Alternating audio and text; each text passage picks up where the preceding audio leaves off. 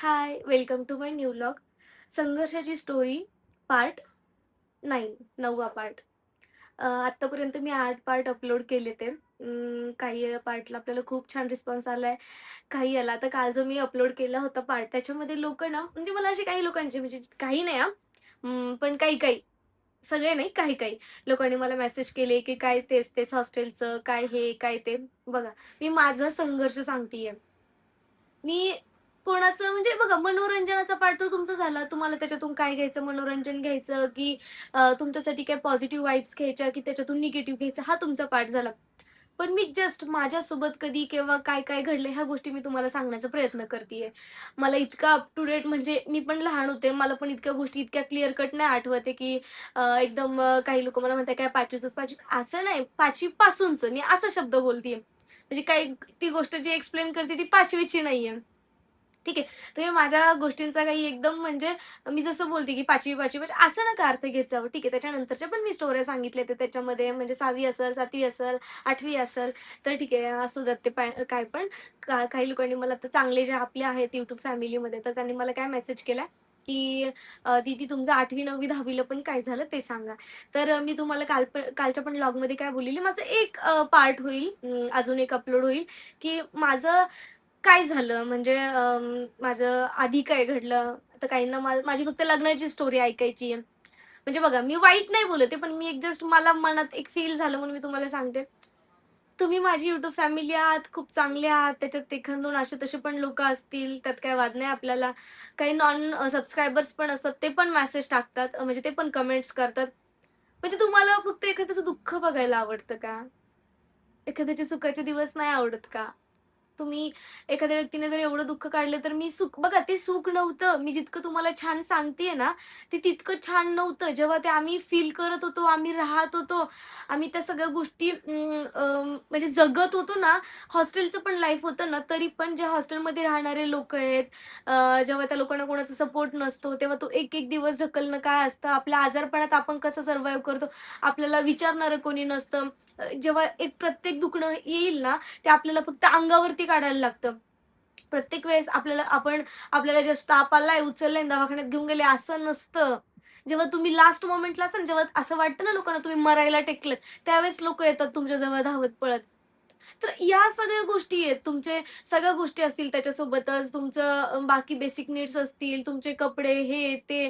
जेव्हा आपण लोकांचे वापरलेले कपडे घालतो, जेव्हा आपण लोकांचं शिळं झालेलं अन्न खातो, जेव्हा आपण लोकं आपल्याला अन्नदान करतात, तेव्हा आपण चांगलं पदार्थ खातो. म्हणजे ह्या दिवसातून जे लोकं गेलेत ना, तेच हे सगळ्या गोष्टी फील करू शकतात. कोणी पण नाही फील करू शकत. जे लोकांनी मला काल मेसेज केला ना, आम्हाला बोर झालं आता हे सगळं ऐकायला, ही बोरची गोष्ट नाहीये. जेव्हा तुमच्यावरती वेळ येईल, जेव्हा तुमच्या मुलांवरती ही वेळ येईल, तेव्हा तुम्हाला कळेल हे काय असतं.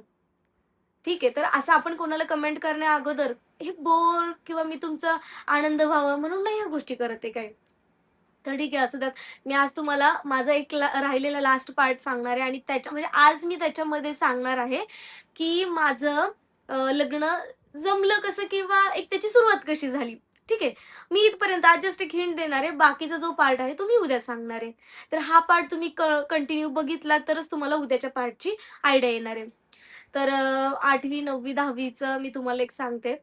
की काय झालेलं, मी 8वी असताना 8वी आणि 9वी असताना असं काहीतरी आम्ही एलिमेंटरी इंटरमिजिएटची आमची एक्झाम असते. तर ती एक्झाममध्ये मी म्हणजे बघा ते एक्झामला जास्त पैसे लागतात. त्याला तुम्हाला भरपूर वस्तू लागतात. ड्रॉइंगचे हे ते सगळ्या गोष्टी. तर हे सगळं ना मला आमचे जे ड्रॉइंग टीचर होते, कानडे सर म्हणून. त्यांनी माझी पूर्ण एलिमेंटरी आणि इंटरमिजिएटची सगळी एक्झामची फीज विथ त्याचे जे काय कलर्स वगैरे, त्याचे नोटबुक्स, त्याचे ब्रश सगळं जे काही लागतं ना त्याच्यासाठीच्या गोष्टी, त्या सगळ्या त्या सरांनी मला प्रोव्हाईड केलेल्या. आणि माहिती एक त्याच्यातून म्हणजे बघा जेव्हा आपल्यासाठी कोणीतरी करतं ना, तर आपण त्यांना काय द्यायचं? मी त्यांना पैसे तर देऊ शकत नव्हते तेव्हा. पण एक त्यांचा फीडबॅक, मी त्याचा फीडबॅक त्यांना काय द्यायची माहिती का? जेव्हा पण मला कोणी माझी हेल्प करेल असं. मला माहिती एलिमेंटरी आणि इंटरमिजिएट माझे दोन्ही पण एक्झाममध्ये ना मला ए ग्रेड मिळालेला आहे. म्हणजे देवाचं खरंच ते होते. त्यांनी माझ्यातली कला कला एक माझी ओळखली. माझी म्हणजे इंटरनॅशनल लेव्हलची एक्झाम असेल, कुठल्या पण एक्झाम असेल, मला न विचारता माझी फीस भरणं. मला फक्त सांगायचे, "पापाळे ही एक्झाम आहे, तुला जायचं इकडच्या लोकेशनला आहे, तुला जायचं?" तर असं तेव्हा ते करायचे. त्याच्यानंतरनं काय झालं, मी 9वी गेली ना, तर आमचं म्हणजे तेव्हा 9वी गेल्यावरती आपल्याला ड्रॉइंग सब्जेक्ट नसतो. तर नंतर जेव्हा आम्ही 9th गेलो, तर सगळा पोर्शन वाढला. आपल्याला अल्जेब्रा, जॉमेट्री असे सगळे सब्जेक्ट आले वगैरे. तर म्हणजे पोर्शन वाढला तर स्टडी पण वाढला ऑब्व्हियसली. तर काय झालं तेव्हा मी 9th गेल्यावरती मला ना गालावरती इथे तुम्हाला एक डाग दिसतोय? हा एक डाग आहे. हं. तर असंच मी झोप 7वी असताना माझ्या गालावरती एक काय चावलेलं मला माहीत नाही. झोपेत चावलेलं आणि तेव्हापासून माझ्या गालावरती एक गाठ आलेली. ती गाठ काही दुखत नव्हती, काय नव्हती, काय नव्हती. पण ना नंतर ती 2 वर्षामध्ये मोठी-मोठी झाली. म्हणजे एवढी मोठी झाली आणि मी जेव्हा 9वी गेले ना, तर मी जेव्हा हसायची, ती मोठी झाली. आधी छोटी होती तेव्हा मला हसताना त्रास नाही व्हायचा. पण जेव्हा ती मोठी झाली, मी हसायची ना, तर ती अशी वरती यायची आणि असं त्याला ताण पडायचा. तर तेव्हा माझं याचं ऑपरेशन झालेलं. म्हणजे त्याचं मी म्हणजे ऑपरेशन केलं गेलं त्यावेळेस खूप दवाखाना वगैरे केल्याच्यानंतर काही फरक पडत नव्हता. मग फायनल डॉक्टरांनी सांगितलं, की त्याचं ऑपरेशन करायचं. ऑपरेशन करणार कुठं, काय करणार? तर त्याच्यानंतर आम्ही असा डिसिजन घेतला, सरकारी हॉस्पिटल असतं ना, तर आमच्या इकडे संगमनेरला लोणीला एक प्रवरा, पी-एम-टी म्हणून एक हॉस्पिटल आहे. तर तिथं माझं ह्या हॉस्पिटल म्हणजे तिकडं माझं या गाठीचं ऑपरेशन केलं. तिथं माझ्या आत्या होत्या. आत्यांनी ऑलरेडी त्यांच्या मिस्टरांना म्हणजे माझ्या मामांना काहीतरी त्यांचा ॲक्सिडेंट वगैरे झाला होता म्हणून ॲडमिट केलं होतं. तर आत्या म्हटले, "मी पण इथं आहे. मी मामांची पण काळजी घेईन आणि तुझी पण काळजी घेईन. तर दोघांचं पण एक सोबत गोष्टी होऊन जातील. माझ्यासाठी परत कोण एवढं सगळं स्वतःचे कामधंदा सोडून येऊन बसणार आहे तिकडे. तर मी आहे तर तू पण ये." मग मी जाऊन तेव्हा माझं इकडं ऑपरेशन केलेलं. तेव्हा लिटरली मी 10 दिवस हॉस्पिटलमध्ये, त्याच्यानंतर महिनाभर माझ्या मामाकडे राहिली आणि ऑपरेशन झालं व्यवस्थित सगळ्या गोष्टी आणि मग मामाकडे राहिली. मामाकडून म्हणजे माझ्या मामाचं गाव आहे तळेगाव दिघे. तर मामाच्या गावावरनं संगमनेरला यायचं. रोज मग मी असं अप केलेलं तेव्हा. तर ते पण आमचं 9वीचं वर्ष गेल्यानंतर आम्ही 10वी गेलो. 10वी पण आमची छान गेली बरं का सगळी. पण 10वी मध्ये ना माझ्यासोबत एक इन्सिडेंट झालेला. मला तो तुम्हाला सांगायचा आहे पहिली गोष्ट, की लोकं आपल्यासोबत कसे वागतात ना, त्याचं एक तुम्हाला फुल आणि एकदम म्हणजे खरं वालं एक्झाम्पल जे म्हणजे माझे आता जर माझे कोणी 10th वाली बॅच बघत असेल, माझे टीचर पण बघत असतील, तर हे बघा तुम्ही त्या सगळ्या लोकांनी तुम्ही वाईट वाटून घ्यायचं काही नाहीये. त्यावेळेस तुम्ही लोकांनी सुद्धा माझ्या मनाचा कधी विचार केला नव्हता, की मी काय फील केलं असेल त्यावेळेला. तर माझ्यासोबत अशी गोष्ट झालेली. आमची पूर्ण 10वी चालली होती.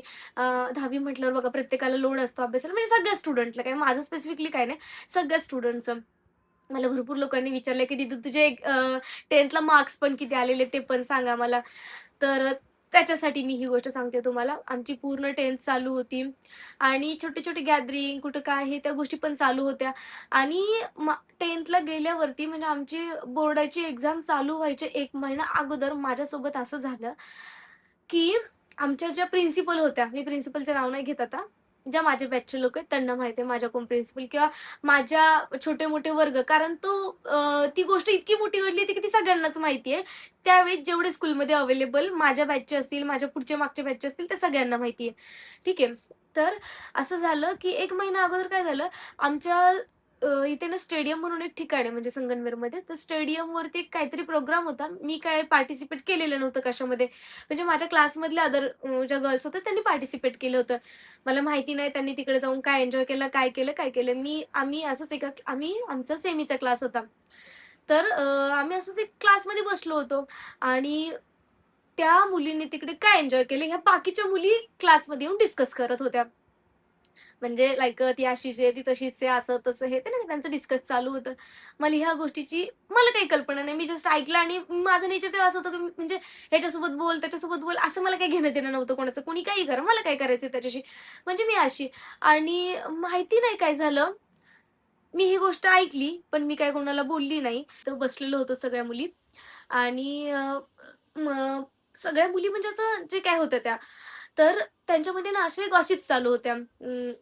त्या मुलीवर ना, जी मुलगीनी काय केलं असेल तिकडं, मला नाव नाही घ्यायचंय कोणाचं, एक्स-वाय-झेड ती व्यक्ती होती. तिच्यावरनं डिस्कस करत होते आणि मी पण त्यांच्यामध्ये बसलेली होती.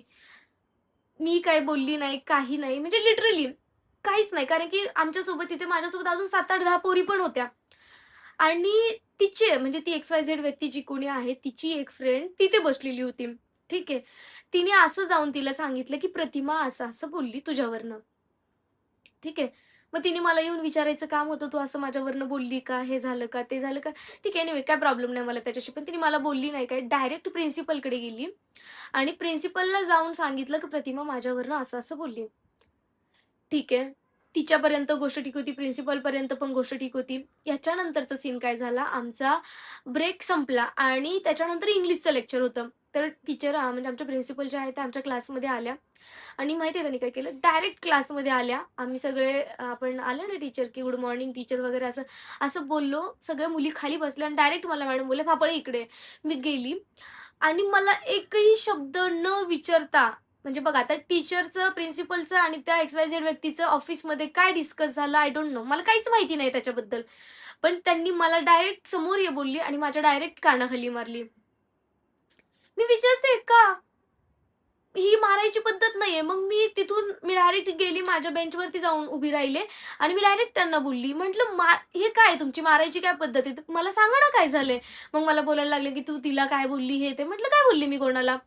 आणि मी डायरेक्टली माझी माझी बॅग घेतली आणि मी क्लासमधनी म्हणजे मी डायरेक्ट आरडाओरडा करायला चालू केलं. म्हणजे मी असा आरडाओरडा केला, म्हणजे मी त्यांना डायरेक्टली बोलायला लागले. मी इथून मागं माझ्या एकही म्हणजे मी 5th टू 10th पर्यंत त्या एंडिंगच्या मोमेंटपर्यंत मी कधीच कुठल्या टीचरला म्हणजे उद्धटपणे बोलणं काय असतं, मी प्रत्येक टीचरचं तेवढंच मनापासून रिस्पेक्ट करायची. प्रत्येक टीचरचं म्हणजे मी खूप म्हणजे मला आवडायचे यार ते सगळे टीचर कारण मला एवढं सपोर्ट केलेलं सगळ्यांनी.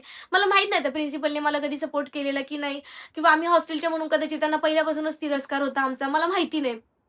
पण त्यांनी त्यावेळेस जे बिहेवियर्स मी त्यांना डायरेक्ट बोलली, "म्हणजे माझ्या मागे माझे आई-वडील नाही म्हणून तुम्ही मला मारताय?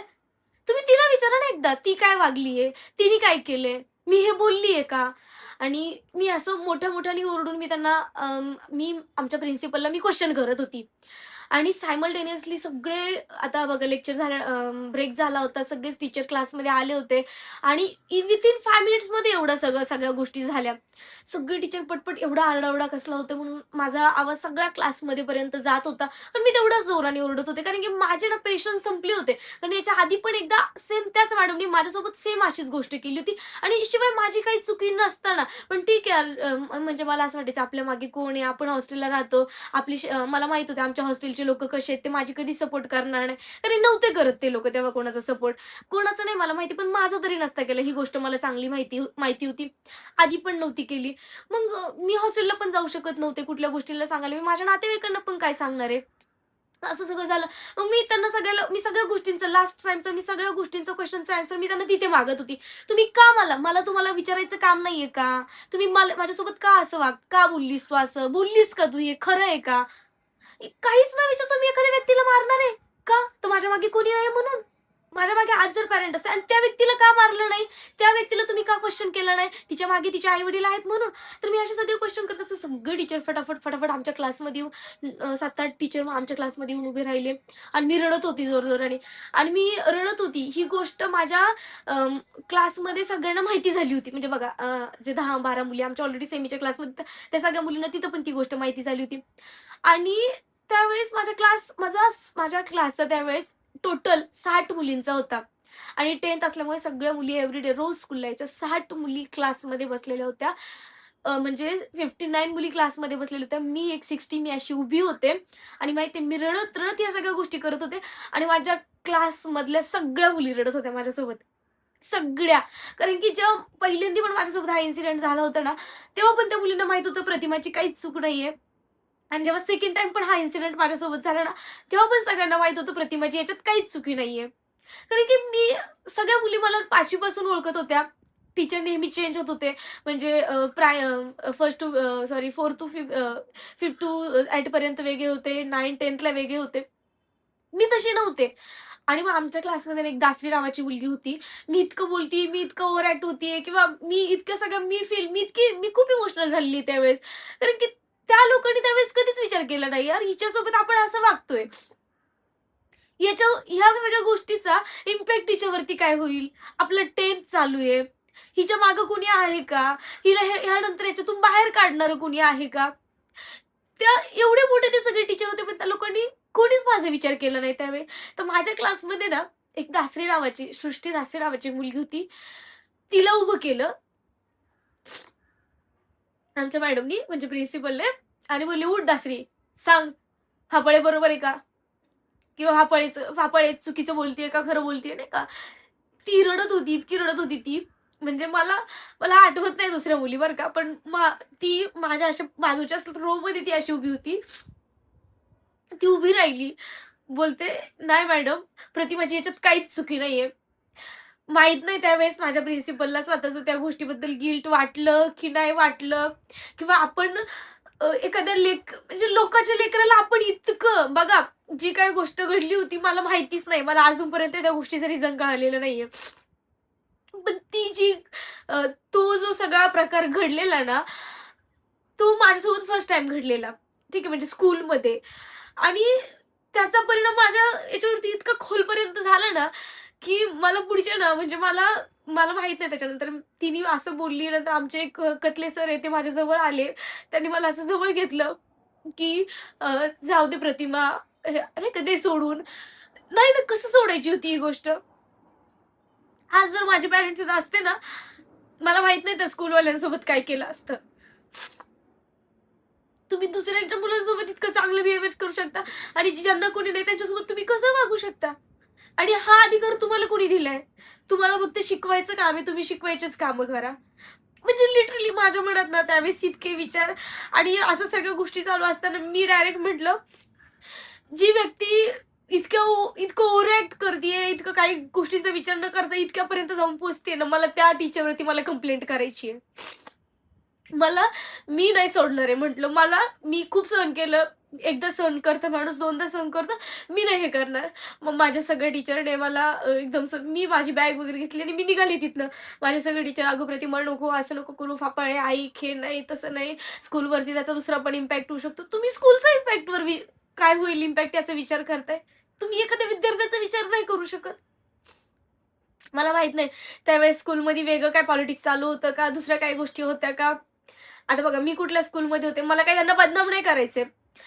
पण तुम्ही लोकांसोबत वागताना ते लोकं लहान आहेत म्हणून तुम्ही त्यांच्यासोबत काहीही वागणार, ते उद्या मोठे होणारच आहे. त्यांना सगळ्या गोष्टींचं नॉलेज उद्या येणारच आहे. आणि काही गोष्टींचे घाव इतके अवघड असतात, इतके मोठे असतात आणि न भरून निघणारे असतात. आजही आता मी म्हातारी पण झाली ना, तरी माझ्या मनावर किंवा ते जे त्यावेळेचे जो काही प्रकार घडलेला होता ना, तो मी माझ्या मनातून कधीच नाही काढू शकत किंवा मला माहित नाही यार, मला त्या गोष्टीचं आत्ता पण आलं ना असं, की मला असं राग येतो त्या सगळ्या गोष्टींचा. असं कसं कोणी असू शकतं? तर अशी माझी तेव्हा 10th झाली.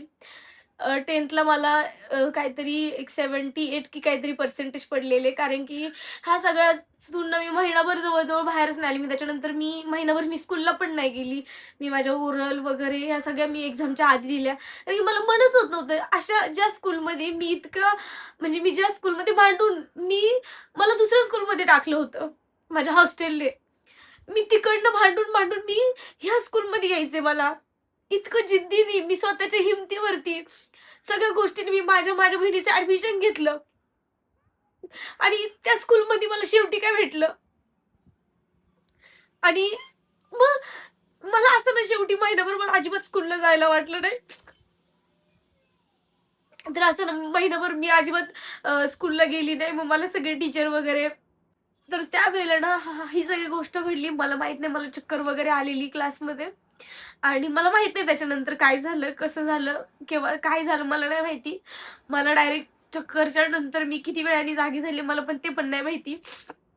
नंतर ना मी डॉक्टर वगैरे आलेले मला लास्टला डॉक्टर आले तर डॉक्टर फक्त बोलले, "ती घाबरली आहे. त्याच्यामुळे तिला तसं होतंय" वगैरे आणि मग तिथनं मी हॉस्टेलला गेली. मी हॉस्टेलला गेल्यानंतर मी माझे 8 दिवस म्हणजे मी फक्त रडत काढलेले. माझं इतकं महत्त्वाचं वर्ष होतं. मी 9वी पर्यंत मी कधीच नाही हारणारी. मी प्रत्येक सब्जेक्टमध्ये टॉप करणारी किंवा ठीक आहे मी टॉप नसेल करत काय कारण की हॉस्टेलचे माझे काही गोष्टींमुळं किंवा काही ह्याच्यामुळं टाईम वगैरे, काम वगैरे ह्या सगळ्या गोष्टी मला जितकं काही मिळायचं तितकं मी स्टडीसाठी हे करायची. पण 9th पर्यंत मी फर्स्ट, सेकंड, थर्डमध्ये येणारी. मी 10thला माझं इतकं इम्पोर्टंट इयर असताना हे लोकं माझ्याशी असे वागले. मला अजिबात इच्छा झाली नाही. मी हॉस्टेलला 8 दिवस मी न खाता-पिता मी फक्त न रडून मी दिवस काढले सगळे. नंतर ना मग मुलींकडे निरोप द्यायचे आमच्या टीचर, की "बाबळे ते सोडून ये, नाही का क्लास आपलं एक्झामला तरी ये, तुझे ओरल राहिले, हे राहिले ते द्यायला ये." नंतर मी ओरल वगैरे मी नंतर नाही गेले. 10-15 दिवसांनी मी स्कूलला गेली. माझी ओरल वगैरे सगळ्या गोष्टी झाल्या. माझी 10th पण एक्झाम झाली. ठीक आहे, त्या सगळ्याच्या ह्याच्यातून अं, बघा मी इतक्या सिच्युएशनमधून चालले होते. पण त्यावेळेस बघा आता पण लोकं इतके डिप्रेशनमध्ये असतात, इतक्या गोष्टीमध्ये असतात, पण आपल्याला सपोर्टची गरज असते. जास्त कोणी नाही यार, नाही का. आपली आई जर असेल ना, "नको बाळा टेन्शन घेऊ, मरू दे." ते लोकं काय आपल्या आयुष्याला पुरणार आहे का? ते लोकं काय आपल्या जन्माला पुरणार आहे का? इतकी अक्कल तर त्यावेळेस मला पण नव्हती. एवढं सगळं असताना मी माझे ते एक्झाम, तो स्टडी वगैरे सगळ्या गोष्टी मी 10th पण एक्झाम दिली. मला 78 की 76 अशी काहीतरी पर्सेंटेज आहे मला 10th तरी पण एवढ्या सगळ्या प्रॉब्लेममधून आणि नक्कीच असं असं काही माझ्यासोबत घडलं नसतं ना, तर नक्कीच मला चांगले पर्सेंटेज असते. पण हे रिझन देण्यासारखं नाही, की असं घडलं म्हणून मला कमी टक्के पडले, तसं घडलं म्हणून मला कमी टक्के पडले. असं हे रिझन देण्यासारखं पण नाहीये. तर जाऊ द्या, असू द्या, तो नशिबाचा पाठ झाला शेवटी.